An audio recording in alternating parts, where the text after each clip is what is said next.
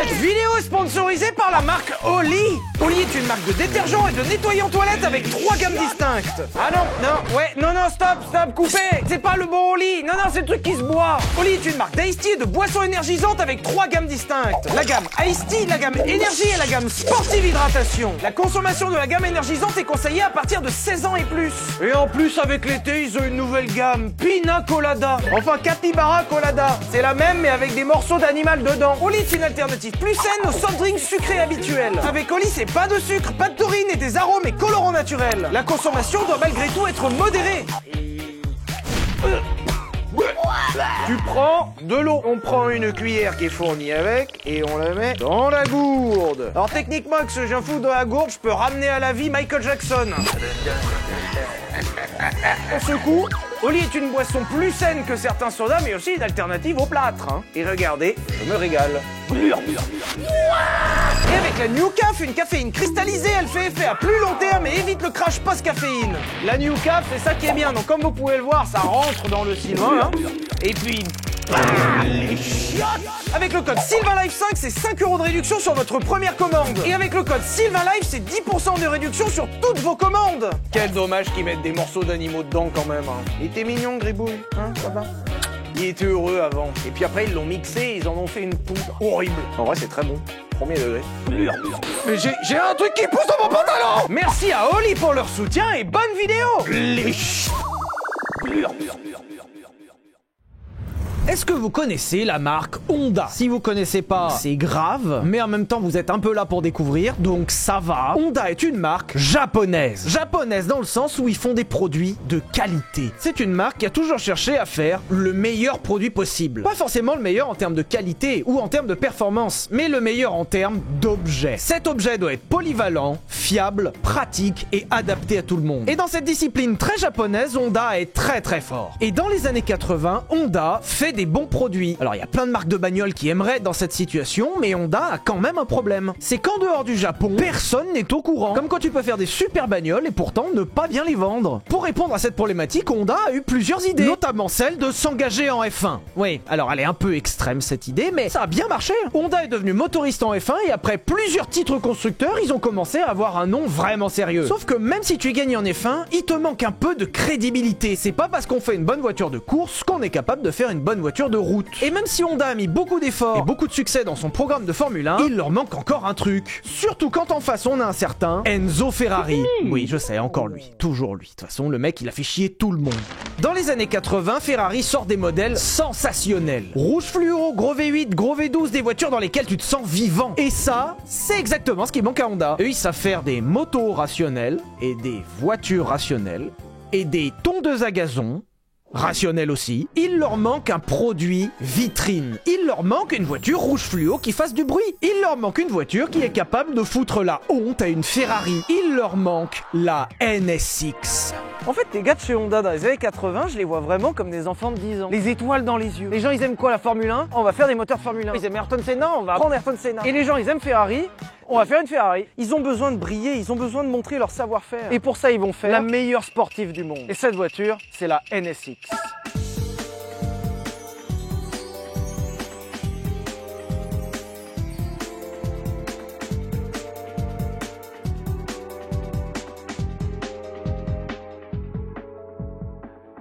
On va pas se mentir, la stratégie de concurrencer Ferrari, alors qu'à l'époque Honda c'est personne, est un peu couillue. C'est comme si Dacia lançait une concurrente à la Huracan. Honda a pris tout son savoir-faire, a rassemblé tous les arguments qui font une bonne Honda, c'est-à-dire la fiabilité, la performance, la régularité, mais aussi la fiabilité, et enfin surtout, la fiabilité. Ils sont partis d'une constatation très simple. Tout le monde veut une Ferrari. Tout le monde. Ça va vite, ça fait du bruit, c'est efficace, et ça incarne une certaine forme de rêve. Mais personne n'achète une Ferrari, parce que le châssis est pourri, et surtout, c'est pas fiable. Il faut prendre en compte qu'à la même époque, Ferrari sort la 348, qui au demeurant est une voiture très bien, mais qui est pas fiable. Tout l'intérieur est repris d'une Fiat, ça fait un boucan pas possible, et surtout, ça marche jamais. Petite anecdote pour vous, mais pendant un long moment, la 348 a été la Ferrari la plus chère à entretenir. Je vous rappelle que c'était plus ou moins un modèle d'entrée de gamme.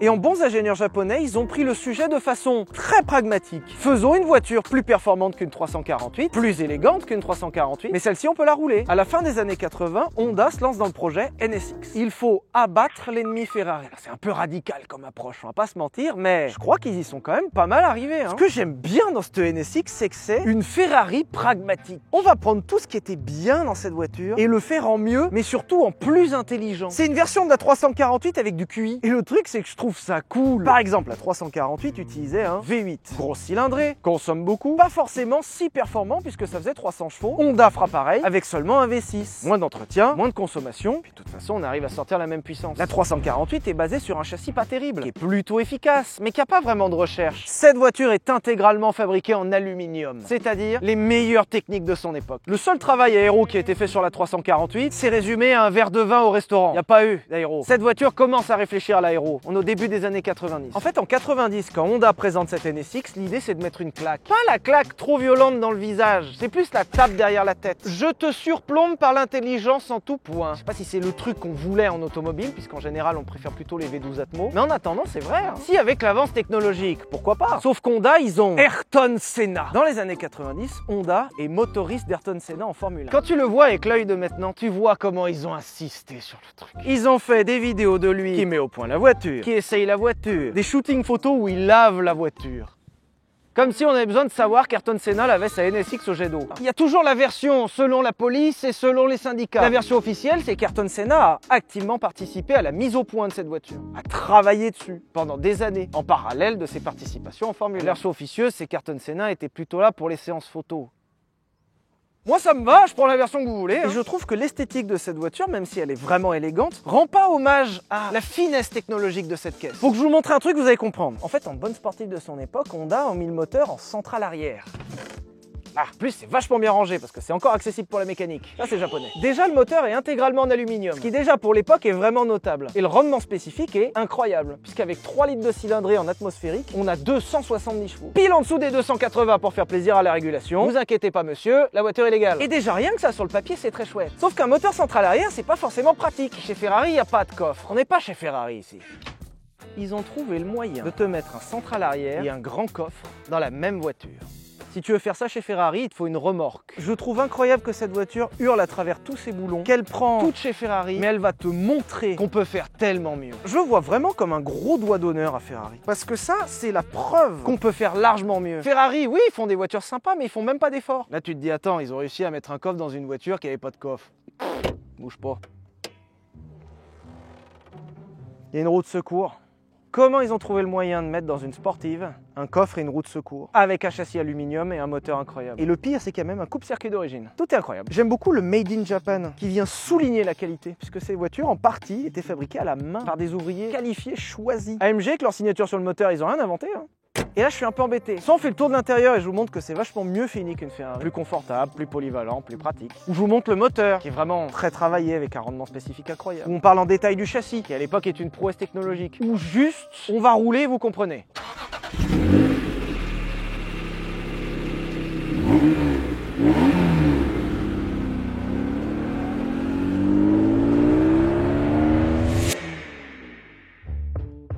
J'ai jamais été sur le papier un grand fan de la NSX. Ça m'a jamais fait bander. Une voiture qui est justement super rationnelle, super pragmatique et au final, moi le concept vraiment con, une 348, j'aime bien. Et je trouve que le premier truc qui saute aux yeux, c'est que c'est une voiture. C'est pas un missile comme pouvaient l'être certaines concurrentes ou une sorte de cercueil roulant comme pouvait l'être par exemple une Porsche 911 Turbo ou un truc qui t'arrache les oreilles et qui est inconduisible comme une 348. Ça, c'est une voiture. Les dimensions sont grandes, mais c'est facile à voir dans les grands rétros. Il n'y a rien de particulièrement spécifique à l'embrayage ou à la boîte. Le moteur est d'une souplesse exceptionnelle. Tu tournes la clé, ça part. C'est une Honda. En temps normal, c'est pas le genre d'arguments qui me font rêver. Moi, justement, j'aime bien quand c'est plutôt une bête sauvage, quand c'est débile, quand ça a rien à foutre sur la route. Mais je trouve que cette voiture, et je vais essayer de vous le montrer aujourd'hui, prend vraiment tout son sens quand elle roule. C'est pas qu'ils ont sacrifié l'aspect sensation à l'aspect voiture, c'est juste que c'est putain de bien foutu.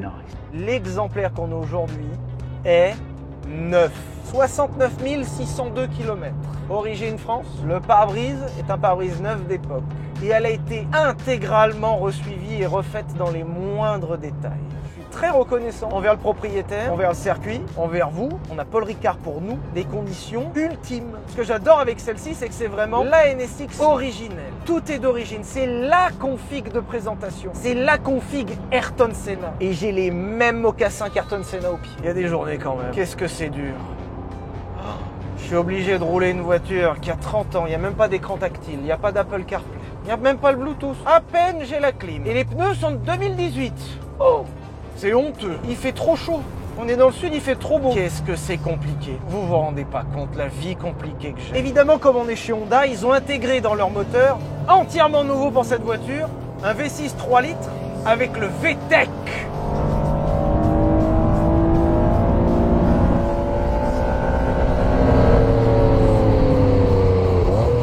Le moteur a vraiment deux personnalités. Il y a en dessous de 5000 et au-dessus de 5000. En dessous de 5000, on a un truc très souple, très onctueux, relativement coupleux. Et au-dessus de 5000, on commence à avoir une espèce d'horloge japonaise qui tourne très très vite. Là, on est à 4005 et attention, VTEC.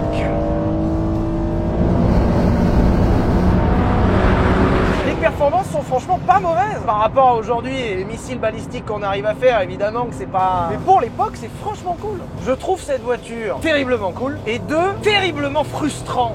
Je retrouve exactement ce que je trouvais dans les 037 Stradale, dans les 190 Evo 2, dans les M3 E30. C'est une incroyable base. Toutes ces voitures-là sont des versions moins bien que les versions desquelles elles dérivent en course. Un Mercedes 190 Evo 2 que j'avais essayé est une formidable voiture. À la nuance qu'en version civile, en version humaine, avec des plaques et des essuie-glaces, ça manque de piment, ça manque de course. Ce qui est super frustrant dans cette voiture, c'est que ça transpire ça. La base est incroyable. La direction communique super bien. La boîte est exceptionnelle. Le moteur est ultra disponible, performant, polyvalent, souple, hargneux. Mais c'est la version assagie d'un plat extrêmement épicé. Et c'est fou parce que je peux pas vous dire que la voiture est nulle, que foncièrement la voiture n'est pas nulle. Ce moteur est incroyable.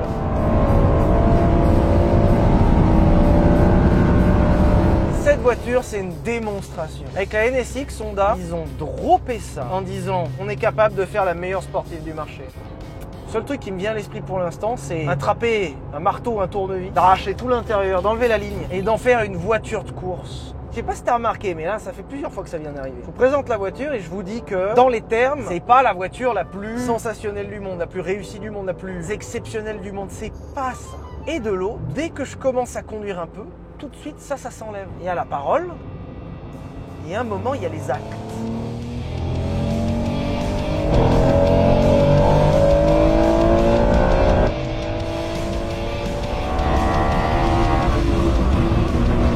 En fait, c'est une voiture à vivre. Ça fait 10 minutes que je roule et je sens que j'ai pas encore pu percevoir l'essence. C'est comme un plat qui se déguste en plusieurs temps. T'as plusieurs goûts dans la bouche. Je pense que si tu la conduis pas assez longtemps, t'as pas le temps de saisir toutes les saveurs. C'est comme un bon vin. Faut qu'elle se bonifie, qu'elle te montre. Admettons, on vous jette les clés d'une NSX.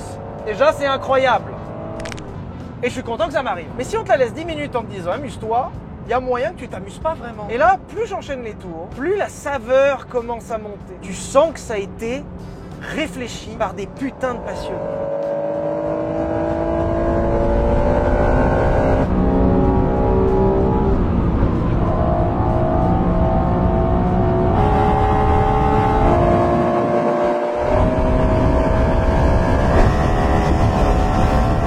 Bravo Honda, juste bravo. Je serais Ferrari, j'aurais même pas les boules. Tout à l'heure, on discutait avec le propriétaire, qui s'appelle Geoffrey et qui est incroyable. Et il me disait que cette voiture, bon, elle lui tenait particulièrement à cœur. Il a vécu des épreuves avec, c'est bien plus qu'une voiture pour lui. Et d'un côté, vu qu'elle sort d'une restauration intégrale, il me dit, j'adorerais qu'on respecte cette voiture et qu'on en reste exactement à l'essai qu'on vient de faire. Et de l'autre, cette voiture, il l'a eu conduite. Parce que là, ce que j'ai fait, c'était gentil. Lui, il l'a pilotée.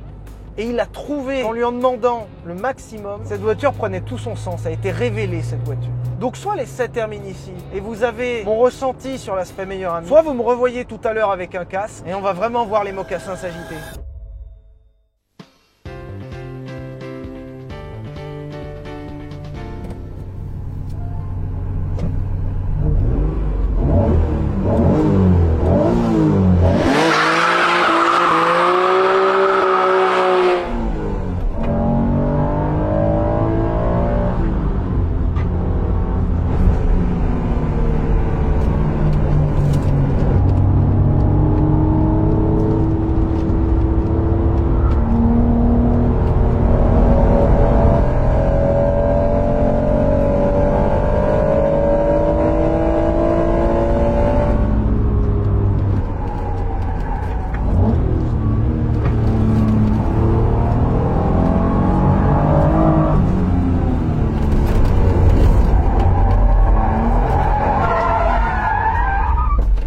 Ayrton Senna, il faisait pas ça. C'est ça la nuance entre Ayrton Senna et moi.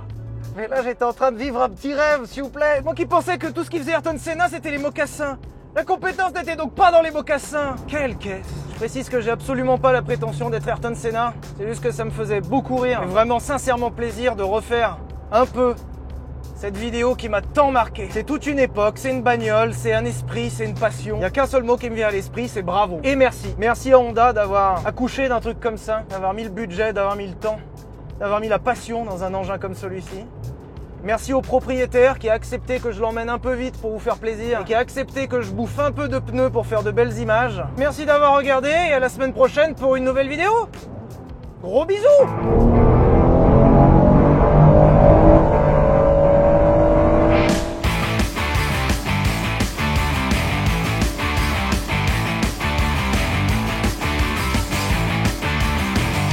Non mais on a un problème, c'est que cette caisse est beaucoup trop cool.